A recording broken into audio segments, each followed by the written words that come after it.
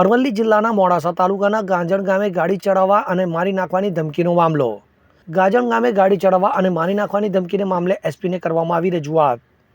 તો ફરિયાદીના પરિવારમાં લગ્ન પ્રસંગમાં રાત્રિ સમયે ખુલ્લી તલવાર સાથે ભય ફેલાવવાનો લગાવાયો છે આરોપ. આરોપીએ ગાડી ચલાવી લગ્નમાં બાંધેલ મંડપ ખુરશીઓની કરી હતી તોડફોડ.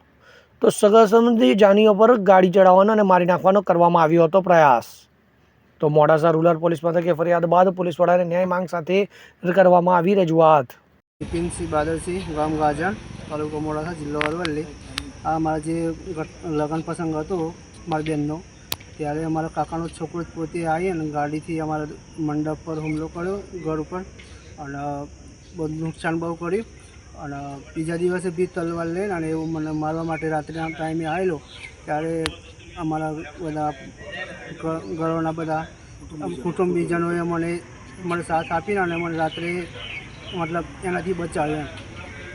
તમે ફરિયાદ આપી ખરી? અમે ફરિયાદ આપી મતલબ સબરપુર પોલીસ સ્ટેશન, અને હવે એસપી કચેરીએ પણ અમે અત્યારે આપવા માટે આવ્યા છીએ. હવે જુઓ દેશ દુનિયાની તમામ ખબરો તમારી આંગળીના ટેરવે.